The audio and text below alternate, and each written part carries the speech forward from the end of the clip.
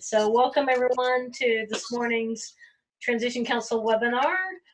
Renee, Sansom, and Brandi Hurley will be talking to us about the transition programs through the Department of Rehabilitation Services. If you have questions and whatnot, please use the chat feature and we will make sure our speakers find out. I've got a queue for them so they'll know that we have a question, as well as, excuse me, the link that I posted in the chat is where all our webinars recordings will be housed. So other than that, for now, y'all take it away. Renee, Brandi. All right, can you hear us? Definitely. Okie dokie.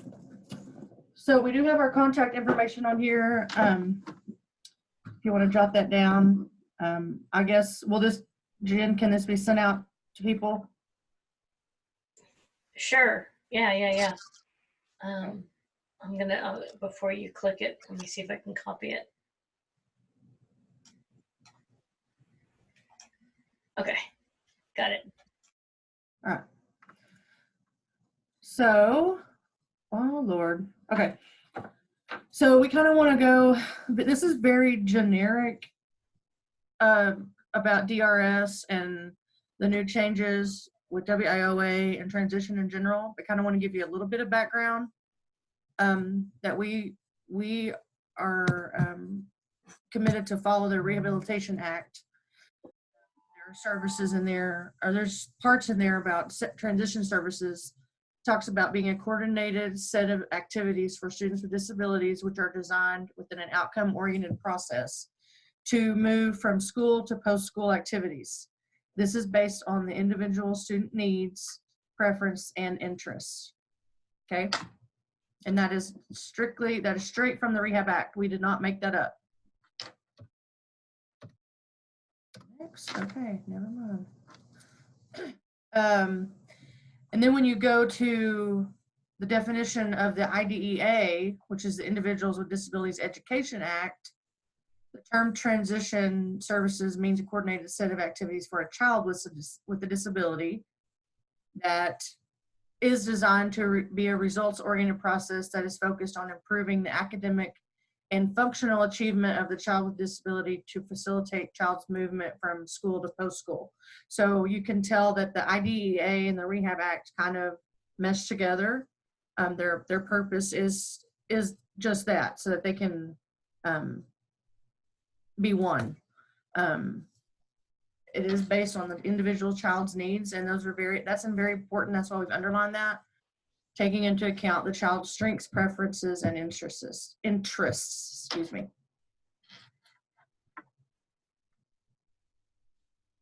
So who does this include? The IDEA mandates that transition services by the 9th grade or upon turning 16, whichever comes first, for students receiving special ed services and on an IEP through the school. And I just want to add here that a referral to DRS is not an application. You can refer all day long. That does not mean they're going to be, quote, in the system. There's an actual application that has to be filled out. The referral should be sent to the VR counselor. And if at any time you don't know who that would be, you may contact Brandi or myself, and we can get you that information. We can direct you to the right person. You should have a counselor in your school, but there are some rural areas that maybe have a vacant caseload, or might be a school that like a charter school or something like that, that we maybe we don't have a person out there yet. So if you don't know, please get in contact with us. Also want to make this point that for transition purposes, we, DRS, also serve any student that could be on a Section 504 plan. Just because they're not in a wheelchair, we hear that a lot, that, well, they're not on a wheelchair and I don't see their disability, so they can't qualify for DRS. That is not true. Any student that can document a disability, it can be scoliosis, sickle cell, diabetes, hearing aids, anything. We have a lot of emotional disturbance also, ADHD, like things like that. So just know that any disability that you may encounter with your student, at least send an application in and at least get that started. If they don't qualify or whatever, you'll be notified as to why, but it just depends on their, disability. But anyone with a documented disability can apply for DRS services, okay? I'm going to talk a minute about what a transition client looks like. A student 22 or under who is still completing the requirements for high school completion. That can be public, private, charter, homeschool, but it cannot be a dropout that's not completing high school. There is a program through Workforce that works specifically with dropouts. They're the Title IV program. I would not quote that, but I can definitely get that information. But they specifically work with high school dropouts only. And I'll add here that we take applications on people who are dropouts. It's just they're not considered a transition client in the DRS world, but we still take applications. Yes. If they have a documented disability. And if a student is homeschooled or they're attending a private charter school, or they can still apply, but you don't have to just go to a school, brick and mortar school, to apply for DRS services. And definitely we want to help the ones that are dropouts so that we can get them on the right track.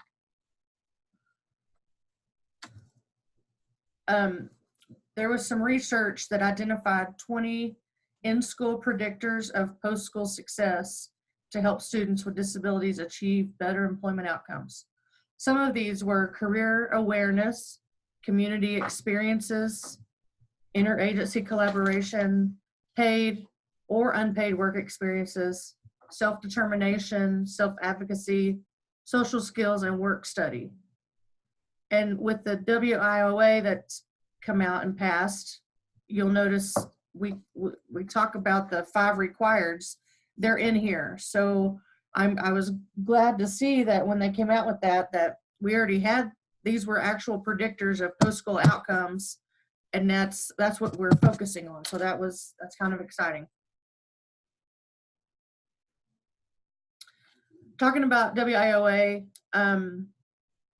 it became a law in 2014, and it emphasized the preparation of services to youth and students with disabilities. And we molded around for a while about what we would call it. They went from pets to, I don't know, everything. And finally we decided that we would call it pre-ETS, which is pre-employment transition services. And the 5 requireds are listed here. So those pre-ETS services have to include job exploration counseling, work-based learning experiences, including internships, workplace readiness training, including social and independent living skills, counseling on post-secondary opportunities, and instruction to self-advocacy or peer mentoring. We currently don't have a peer mentoring program. It's not that we haven't tried.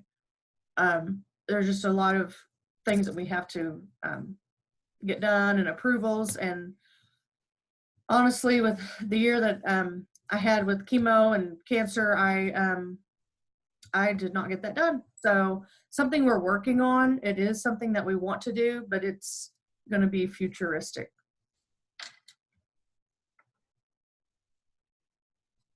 Do you want to talk about? Sure. So every state is kind of deciding how to do this, the pre-employment transition services, how they're going to provide those. Renee and Judy Goldston with OU got together and we kind of mirrored Missouri's model. So we started a grant, or we have a contract with OU to provide these services. We didn't want to, because some states are using their VR counselors or having to go into the schools and providing these pre-employment transition services. Some states are using vendors. This is just kind of the model that Oklahoma decided to use to provide these services to Clients potentially eligible, you'll hear that too. We are required to start providing services to individuals that may be eligible for services, not on our system. So that's kind of how it got started. Let's see. You gotta scroll. Better do it. So here's the 5 areas. Again, it just goes into a little more detail that we're required to provide to the schools and the potentially eligible students. Renee kind of already talked about them. So this kind of talks about what it looks like in Oklahoma. They're designed to enhance or supplement what the school is already doing. So if you have been involved in this, it looks different for every school we work with. The pre-ET specialist is what we call them. They go to the school and they talk to them about where are the holes, where are the, what do you need from us? It doesn't look the same in every school. It's just, it covers those 5 areas. It might be they present to a group. It might be they present to, they're just helping an individual look at their career options. It looks very different throughout the state. I think we already talked about it. There's no cost for pre-ET services. Like I said, it's a contract between OU and Department of Rehabilitation Services. It's free to the schools and the families. They do want a consent form from the family to provide the pre-ETs. And that does not, it's kind of like what we were talking about before about a referral not being an application. Just because somebody does get pre-ET services, that does not mean they qualify or they get on the system for Department of Rehabilitation Services. If a student is interested, they still need to fill out the application and get with the local VR counselor. Yeah, a student may receive any or one or any combination of the pre-ET services. It just, like I said, it depends on what the school wants. It depends on what the student needs. Yeah, and they can be individually or in group settings. It just depends on the school and what they require or ask for. It can be provided to students with disabilities who have been determined eligible or are potentially eligible for DRS services. And right now, how Oklahoma's defining potentially eligible is pretty much anybody is potentially eligible, and these services could benefit any student in high school. So when and where do pre-ETs take place? Our pre-ET specialists work with the schools in their areas. The school does have to be willing to let the pre-ET specialist in, but like I said, it's very different in every school. It might be an hour a week or an hour a month. It might be a full afternoon. In some places, they set up for big groups. It can look very different in every place. How do you request pre-ETs? Our contact information was on that first slide. You can contact one of us. Judy Goldston is our contact with the, OU, and she can kind of get it started.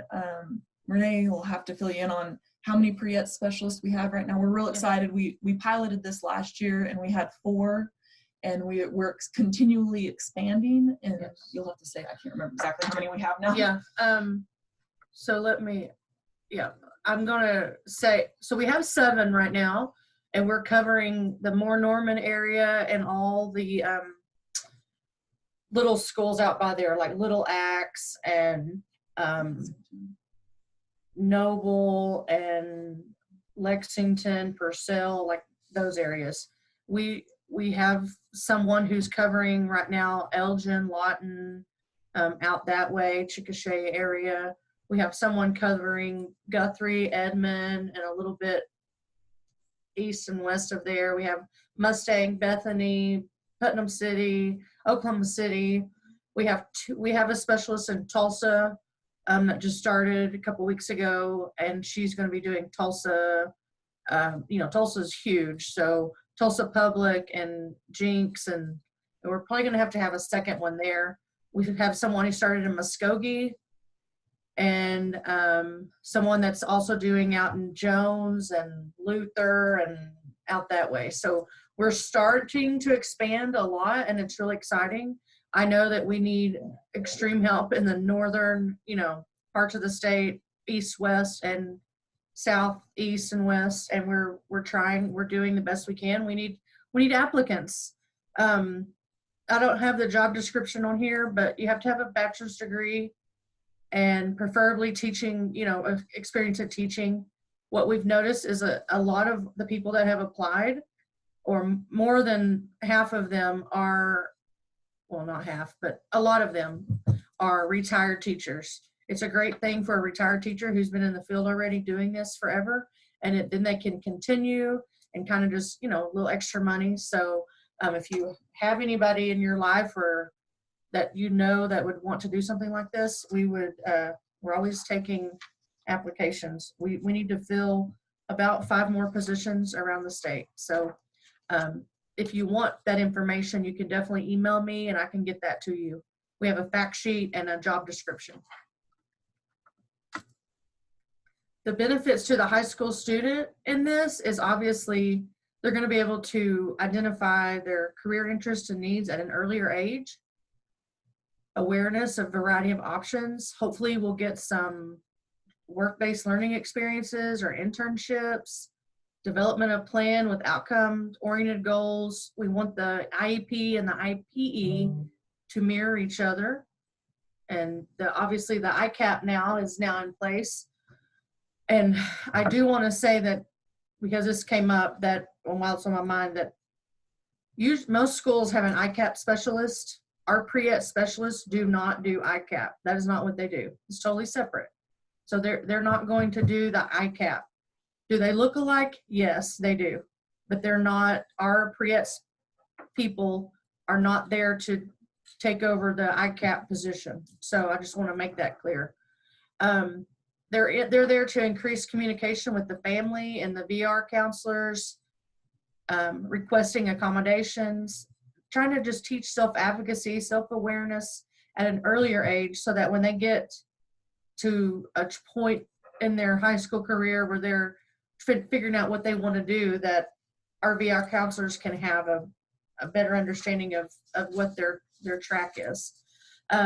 This slide is old, but currently we have served over 700 students that are potentially eligible for DRS since February.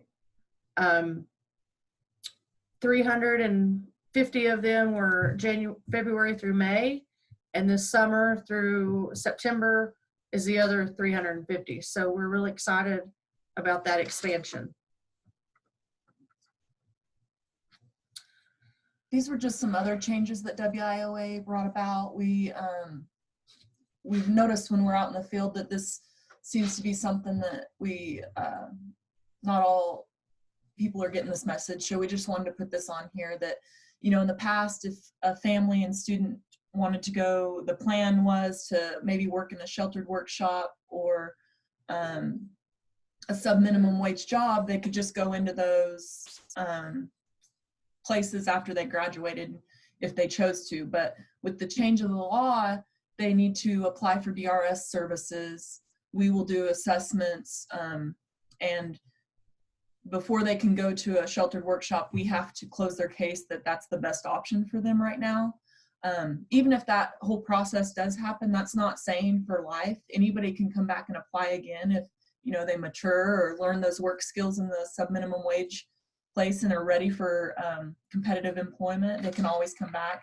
But we just wanted to make sure we get this out there, because it does seem like this is not getting out there. We hear a lot about this, and those sub-minimum wage workshops are not supposed to be accepting people that do not have the letter from us that says this is the best option for this person at this point. Another big change is, and especially if you're a teacher, you're probably hearing from your VR counselor a lot more, that we cannot just say in our system that somebody graduated high school or they finished their first semester of their junior year. We have to have proof now. So that's just a big thing too we wanted to hit on, because you will be hearing from your counselors, and that's why, is because federally we are required to do that now. So please help us with that. There should have been a letter go out from Lori Chestnut at OSDE Special Education Services and myself.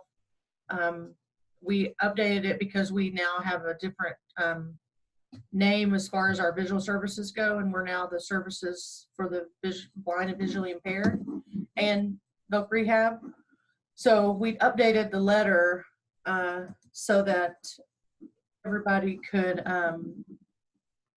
get the letter, the counselors and the teachers. So if you got that letter and you were confused by it, this is why, because federally we are mandated to have this information. There's no workaround. So that's why you got that. You're welcome. So services available while in high school. We can do, DRS can do vocational guidance and counseling, vocational assessments. There are variations of work experiences. We have school work study, work site learning, employer work study, on-the-job training, work adjustment training, Tech Now, project search. There's a whole lot going on with transition, and that we would love to talk to you about if you want more information about, or if your school is willing to do any of these. We don't have STEP up here, which is Summer Transition Employment Program, but it's more for summer. But that's something else we can also talk about. We would love to hear from you. You might have to click on it. Oh, I do have it. It's on the next one. So while in high school, special programs and events that we have going on, Oklahoma Transition Institute, that's usually, you know, the fall time for you to attend. Career exploration contract. We have one in Bristow, Cushing, Sapulpa, and we currently have more with Drumright, Kellyville, Cleveland, and Kiefer. So we have 7 contracts with those schools to do career exploration with the technology center there in Sapulpa.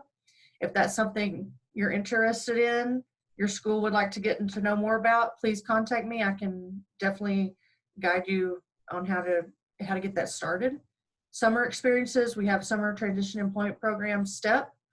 They work, well, we'll go into detail in a minute. Camp WOW, and then the Science, Technology, Engineering, and Math STEM Camp.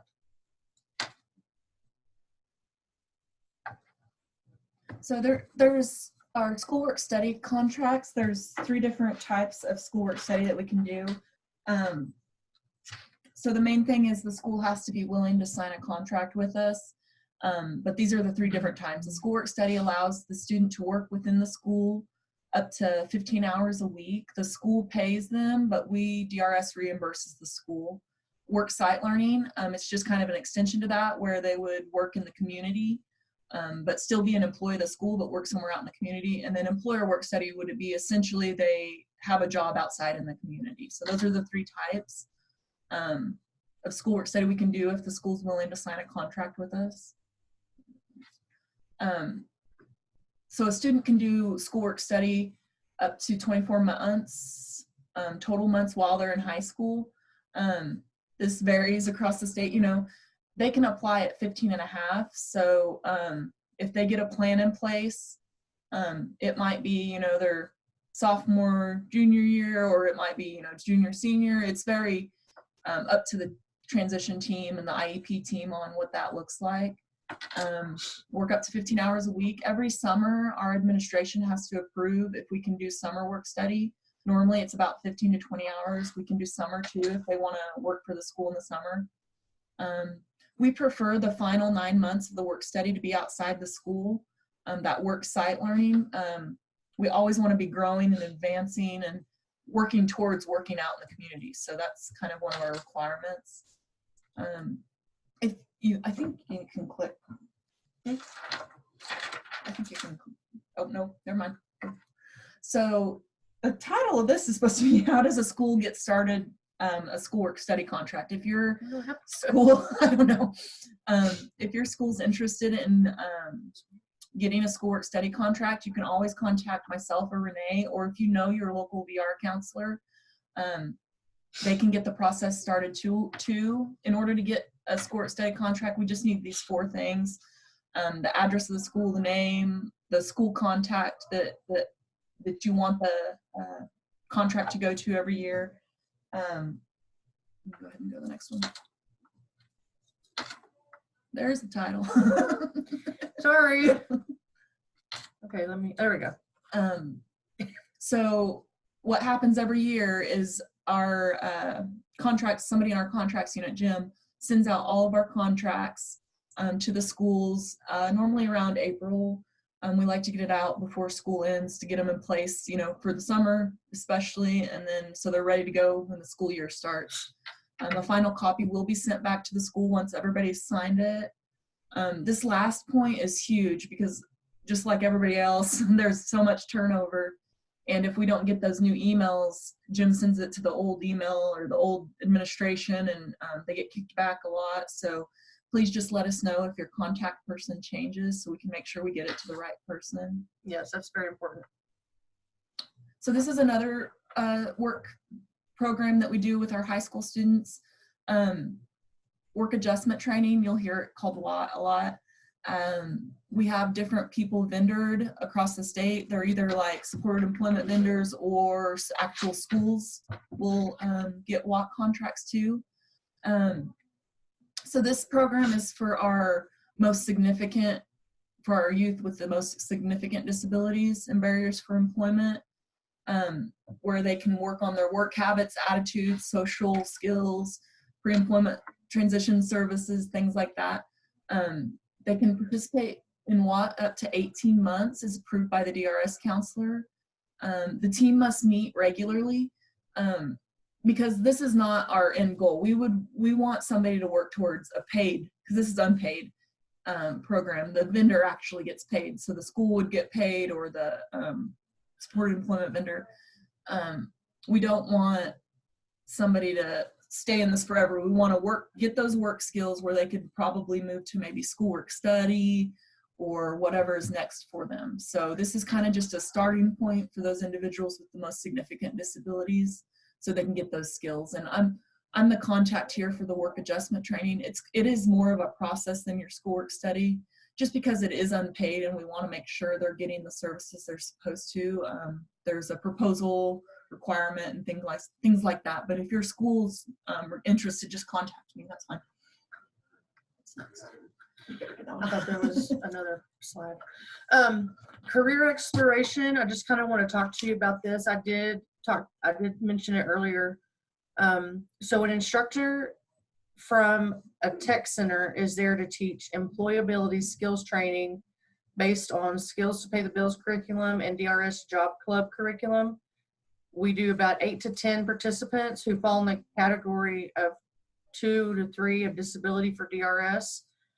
Just as a clarification, we do have 3 priority groups. We have priority group 1, 2, and 3, and 1 is our most severe client, 2 is severe, and 3 is non-severe. So we're focusing on the non-severe, the severe. So so when we have to put people in priority groups, because by federal law we have to serve the most severe first. Right. So when people come off our waiting list, they're normally coming off of priority group 1, because that's our most severe individuals. So this program was kind of looking at, okay, so these priority group 2s and 3s, they're kind of falling through the cracks. They're having to wait longer than other people to get services. Yeah. What can they do? So that's kind of how this came about, is yes, to reach those priority group 2, 3 that maybe aren't as severe, but that are waiting for long periods of time, because we don't want them to fall through the cracks. So. Exactly. And they're in up to 7 1-hour classes held weekly through the current school year, and they track progress for each participant in this elective course pilot program. They help develop community partners and guest speakers throughout the year. There's an advisory board, and they conduct an annual advisory board meeting. Sapulpa is graciously been blessed with the practical assessment exploration system, the PACE Lab, and they utilize that. However, that is very expensive talent assessment tool that not all schools can afford. It is $30,000, and someone from the Sapulpa area donated that to Sapulpa High School. So if you have a chance to write a grant of any kind, I suggest that's it's really cool. There's different workstations that are involved, and the kids have opportunities to explore other career options. So, but this is just one way that we have reached out with transition money to serve students. So if you have an idea that you're interested in, or you would like to talk about any of these, please let us know. Talk. Yeah. The STEP is our summer transition employment program. It was formerly iJobs, the model. We did change the name to kind of fall on what more it is actually. So this is a paid work experience for high school transition students. Right now, last summer we had Moore Norman, Edmond, and Owasso Collinsville. We are looking forward to this year. We are going to have Oklahoma City Public in the summer. It normally runs from June through July. So they start with 1 week of kind of orientation. They have guest speakers from banks, from different workforce, different people for that whole orientation week. And then the next week, they actually go out in the community and work in different locations. But then they always come back together normally on Fridays, and they just kind of debrief on their week. But then they also do independent living skills. So they'll go to the grocery stores, they'll buy groceries, they'll cook a meal that Friday while they do that recap. So they work 4 days, and then they come together on one day to kind of regroup and discuss what's happened. Yeah, and we're willing to expand if anybody's interested in developing one of these. We just kind of need a lead, a teacher. We do contract with, I think all of them are contracted. We contract with a teacher wanting to do a little extra in the summer. And they kind of spearhead it, and then our counselors are involved, and me and Renee are involved, but we definitely have that one person. So if you have somebody like that in your area that might be interested in doing something like this, just let us know. It's a great opportunity. And we love pictures and stories. So that's what this next slide is I think they're, these were the kids in Norman. And my favorite story was they had one kid working at the DA office, which we thought was really cool. Yeah. So that's. Yeah, and they get on the bus in Norman, and they learn how to use the bus system, and they go shopping, and they're told they have to go spend this much money. They have to bring money, and they have to go eat, and so they have to manage their money that day. And so there's a lot of outside activities that they do on those Fridays that they're not in the classroom, but they're actually working, making money. We partner with Galt, so we can, they're a big partner in this program. Yes. So we can pay them. Camp Wow, that's another one of our summer programs. It is a 1 week camp, work camp kind of, where we go out to the Wichita Mountains National Wildlife Refuge. We actually camp the entire week. We show up on Sunday. The kids show up, we set up tents, we cook over the fire, so there's a lot of stuff besides just working. There's that independent living all week. So during the day, we have an amazing relationship with the Wildlife Refuge, and we have some amazing partners out there. So we do different jobs for the refuge during the day. Last year, it was a lot of trail work, picking up tree limbs, very physical type work. But then we also get to have some fun. You'll see some pictures in a second. We get to have some fun too. So, but awesome program, very hot. It's in June every year. So I wouldn't say it's for everybody. But if that sounds like something your student or child is interested in, definitely. We're getting ready to send out the flyers, and we'll be working on the applications too. It's an application process. Mm-hmm. But we have a lot of fun. So there's pictures from last year. That's Quentin up there in the top right. He's our main contact at the refuge, and he's awesome. And that's Randy in the bottom right. He's a biologist. So we get to go look for bugs and varmints with him, but we have a lot of fun. And they always have employees at the refuge always come in when we're, having downtime or something, and they tell about their stories, how they ended up there, working there. That's us having some fun. We get to go to Musson Park and play around a little bit. We had our first School for the Blind student come this year, which was awesome. Levi, he did amazing. Yes. We had a really good group this year. There they are. We go hiking, pick up trash. there on the right. We were hiking. Good times. Yeah. And this was the actual physical labor that they did, which was good. Usually they don't do this much. They paint a lot, but we wanted something a little different. So yeah, we did a lot of trail work. And it's amazing seeing the kids grow. We had one that got pretty homesick this year, but by the end of it, she was doing really well. Yeah. And so it's a good program if you're interested. We'd like to expand it too, but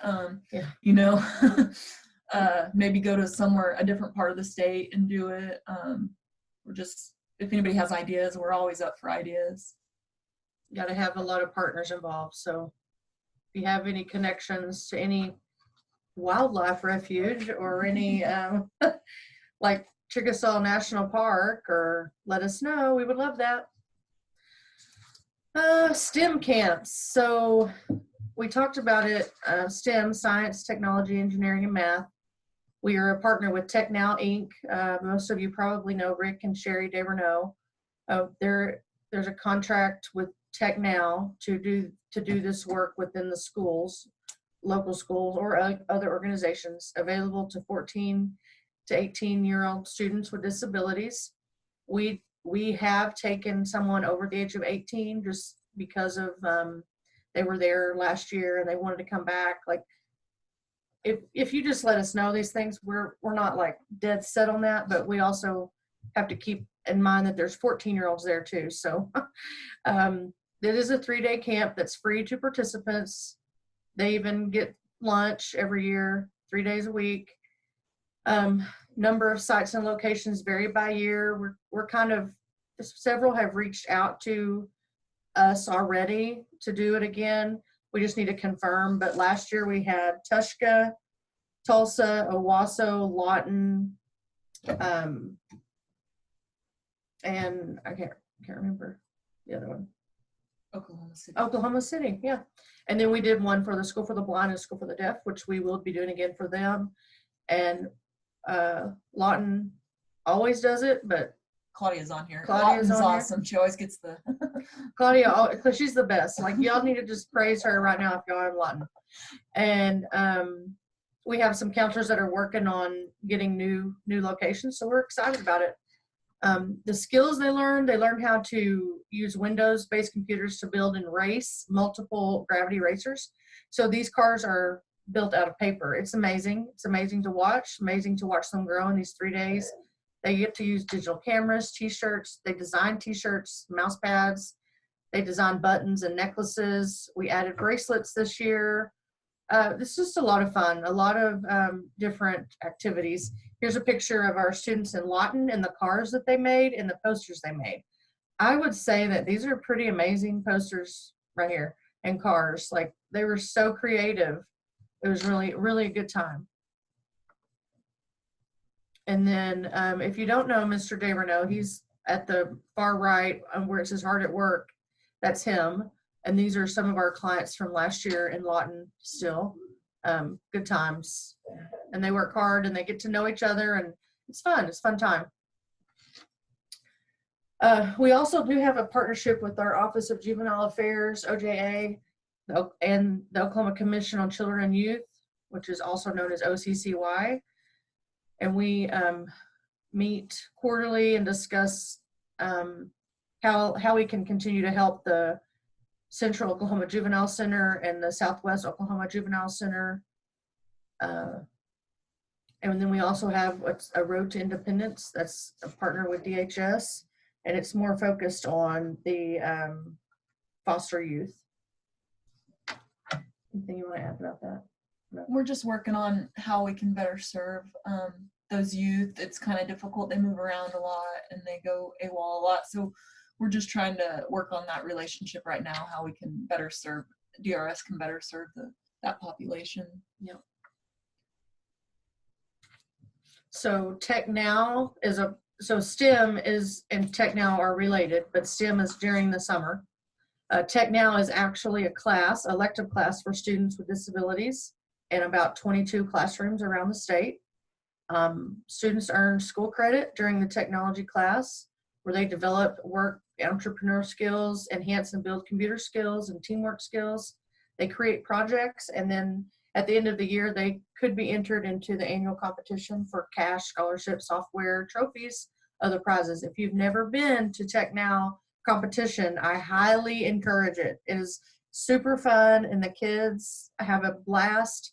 There's a lot of prizes. I think it's May the 5th this next year on 2020, and it's going to be at Norman North High School, as always. And it's a great opportunity. It does meet the Oklahoma Promise technology elective requirement. It has also been set up as a fine art in some districts. It formed relationships with Tech Now instructors. We encourage the instructors to, when they come to do training for Tech Now, I'm there usually to discuss DRS and applications, how important it is. These Tech Now students more than likely are eligible for DRS services as well. Counselors receive evaluations and work samples if that's their client. An annual competition in May. The contract. Oh well, that's not for y'all. Sorry. Project Search. I'll let Brandi talk about it. This is her favorite. This is my favorite. I'm the big cheerleader for Project Search. It's a national program, worldwide program that was developed in Cincinnati in 1995 at the Cincinnati Children's Hospital. It's an unpaid internship program for high school students or young adults in career tech. We have both in Oklahoma, and I think the next slide I'll go into that in a little more detail. There is always a host business that is involved that we like to see. I think it's 300 employees because they want it to be like a city within a city with a lot of different work experiences. So you'll see them a lot of times in hospitals, in hotels, because there's just so many different jobs in those settings, colleges, things like that. There's DRS is always involved. There's always some sort of school. It's either a high school or a technology program involved because it is unpaid. So in order to be a training program, we need a school involved. And then we always have a follow-along provider, like our supported employment vendors. We always have somebody like that as a partnership. So it's a big partnership with a lot of people at the table. It's intended for those with the most significant disabilities. They want I think 70% of it to be intellectually disabled, but they also understand that, individuals with autism or, other types of disabilities could benefit from it too. But it is definitely a work program, somebody that's going to go to work after they graduate, not somebody that's going to go to further training. So there's 3 rotations up to 10 weeks each in a host business. It follows the school calendar. So if it's a high school, it follows the school calendar. They do 3 different rotations. So they show up and they normally do like a first hour of, resume building type of stuff, getting ready for the day. And then they literally go out to that area, whatever area they're working in, and work all day long. And then come back at the end of the day. There's normally a teacher, and then there's, depending on how many students there are, we have a 1-to-5 ratio. So there's normally if there's 10 students, there's 2 job coaches helping them learn the different skills and building on their skills. So we have 7 sites. We have 15 minutes left. We have 4 high schools, Enid Public Schools. That's at Integris Baptist Hospital there in Enid. Norman Public Schools at Embassy Suites. More public schools at the Norman Healthplex. Oklahoma City Public at Southwest Medical, Integris. And then we have 4 young adult programs. So our 2 Francis Tuttle, one's at Mercy, one's at Baptist, Integris Baptist. Canadian Valley Tech, and that one's at Integris Yukon. And then our Metro Tech, they're at the YMCA and the Renaissance downtown. We are always looking to expand Project Search. We have been in initial conversations. We'd love to get one in Muskogee at the VA hospital that involves our School for the Blind and other surrounding schools, not just for blind individuals, but and then there's some talks in Tulsa. So we're always looking. You just have to, this is another one, we have to have a lot of people at the table and all on the same page. Yes. We do have an annual Project Search event where we all get together in May normally and celebrate our successes and our awesome partners and students. So yes, love Project Search. Those are just some pictures. that's Jared. I love stories. So that's Jared on the right, and he was at Enid. I'd say his reading level's about a second grade reading level, but he did one of his rotations in maintenance, and they were so impressed with his work skills, work ethic, that they created a job for him. So That's awesome. at graduation, he had 40-hour week. I don't remember exactly what his pay was, all benefits. I mean, so that's ideal. We love that situation. That's what it's about right there. There's a few more. Just And we are running out of time. So what else can DRS do? Hang on just a second. Okay. What else? Someone comes at their door. I'm sorry. What else can DRS do? So we would love to attend IEP meetings. I understand that some IEP meetings happen on the fly. But if you can get those scheduled prior to and let our counselor know about them, then our counselors can be there. I think a common concern is, well, our counselors aren't at the IEP meetings a lot. Well, I don't know what the length, lag time is that you're giving them to come. I don't know. So it would be preferred if you could do maybe a week advance, 2 weeks. Sometimes I know that's impossible with schedules and parents, and I understand that. But in order to build a relationship with the DRS counselor, I think it's important that those IEP meetings happen where they're there. Presentations to parents and other groups constantly. Brandi, more so than myself, is presenting to parents and other groups at the schools and helping our DRS counselors. She's even taken applications with them. We've been at booths at fairs. We've taken applications and formed relationships. Again, referral is not an application. Application is an actual application. DRS services after high school. We can provide vocational guidance and counseling, vocational assessment, supported employment, job placement, training, assistive technology. the main thing here is just that we don't stop our services as soon as they graduate high school. We stick with them as long as they're following through, they're staying in contact with us. Our services end once they have the job they want to have within reason after high school, and they have everything they need for that job. So we don't just stop once they graduate, we continue on. Yes. I think that's it. So I think that's the end. We can't see the chat box. Jen, is there questions or is Not yet, there's not. But does anyone have any questions that are on? You can either maybe unmute if you'd rather just speak your question. Here's a question. What is the expectation from DRS for pre-ETs for being provided by school? By schools? Yeah. Well, it says form. Claudia, is that right? What is the expectation from DRS for pre-ETs form being provided by school? I don't know if she may be met for. Well, our expectation of the school is to allow them to come in. That's the first step. I mean. Okay, well, and she did say, yes, it is form, as in, I guess, form that you fill out. So what's the expectation for, Okay, so DRS and OU have a contract, but OU has a separate member agreement, a team member agreement, or MOU, a memorandum of understanding with the have to have on their end. As far as DRS is concerned, they're taking care of that, and that's all. That's something that Judy initiates with the school once they take, once they say they want to do it. And Can you hear me? yes. So sorry, I'm getting pies out of the oven.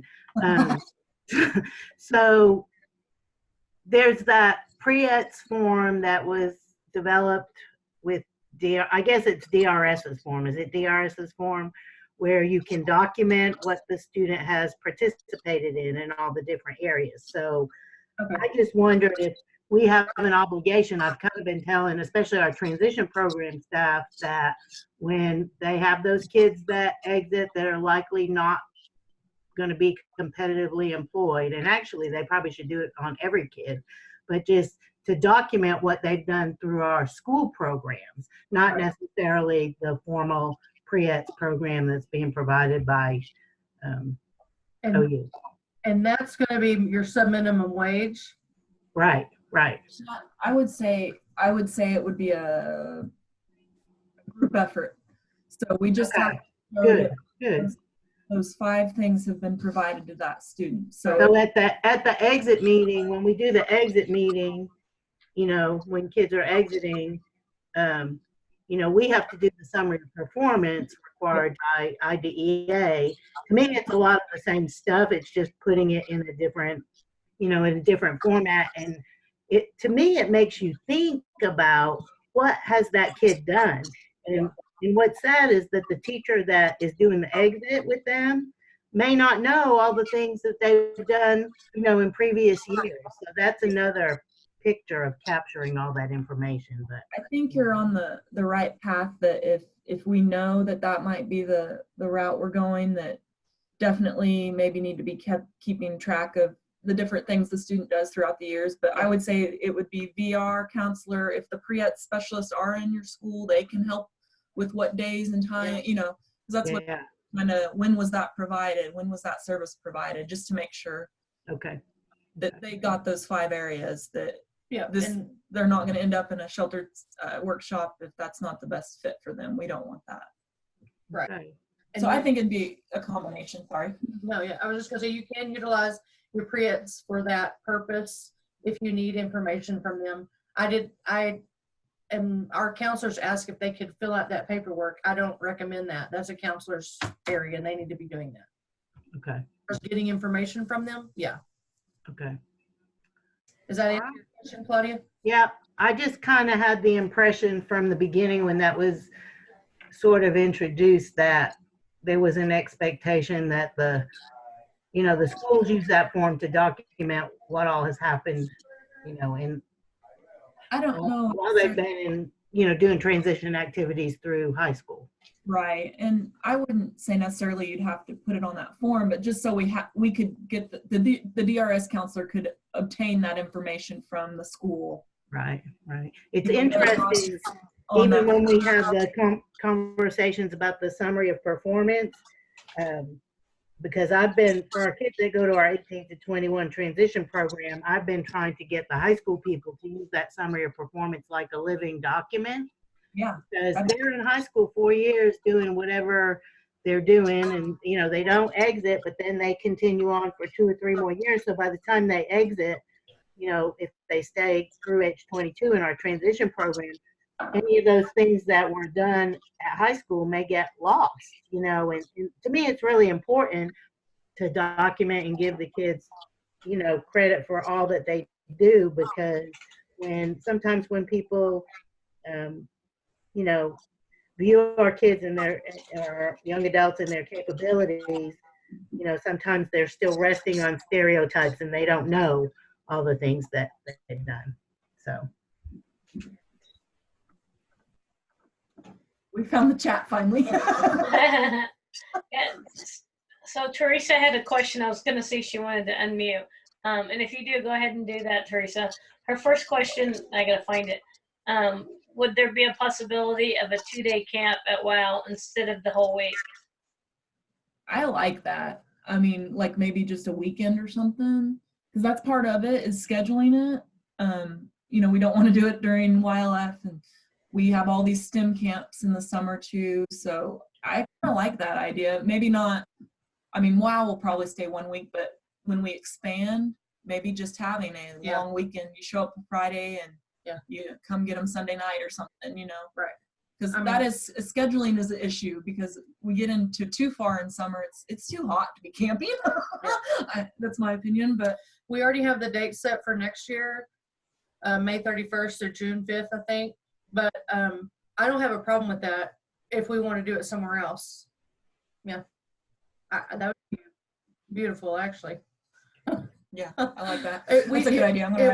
It was 2 weeks, and we slimmed it down to 1 week because that's too much. We're looking at the questions. Oh, okay, you got it. Yeah. Teresa had another one that do you see it? Work study and what, is that not the same thing? No, they're 2 different programs. They're 2 different contracts. Schoolwork study is where the student works for the school in some capacity. They get paid by the school, and DRS reimburses the school. So the main difference is schoolwork study, the student gets paid. Work adjustment training, the student doesn't get paid. That's for our most significant individuals, and that's kind of, for the most significant people, that's kind of where they'd probably start. And then once they have the skills and they've built on their abilities, then they would move into schoolwork study. So that's not for everybody. You know, some people go straight into schoolwork study, but and WAT is not everywhere in the state. It is more of a process to get a contract going. So I want to say we have like 10 to 12 WAT contracts across the state. But yeah, that's the main difference, is the student doesn't get paid in WAT and the student gets paid in schoolwork study.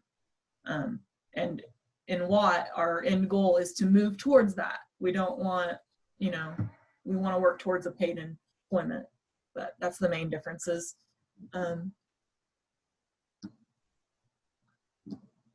Okay, was there anything else, Jen? Did we miss anything? Are there any other questions before we let you guys go enjoy your Thanksgiving? Any more? I don't see Gotta any do more come Claudia's. up. Right, what you fixing, Claudia? We're headed that way. And their contact info is at the beginning and at the end. And so really take them, they said that use those contact numbers. So Renee and Brandi are awesome. So definitely, is this recording webinar in the link? Yeah, the webinar will, this webinar isn't up yet, but it will be on that page. The page, the link that I put on the, in the chat earlier is where all the webinars this year are. Hopefully that helps. Okay, thank you. Yeah. So we will get this recording up as soon as I can. It takes a little bit to download, and then usually there's some stuff at the beginning. And then once I get that cropped out, I put it up on YouTube. Hey, Jen, we'll get this in a PDF and give it to you so you can, you know, send it out. Yeah, perfect. And then we'll get it on the website as well. You have one more question from Claudia. Renee and Brandi, are you coming to Lawton? For dinner? Yeah. Only if you're cooking, Claudia. Are you cooking for all of us on the webinar? Thank you so much for having us. You bet. Thank you guys for taking the time to do this. And we hope you all have a great Thanksgiving. And be looking for the announcement about our December webinar about voting. So talk to you guys soon. Thank you. Bye. Bye, everyone.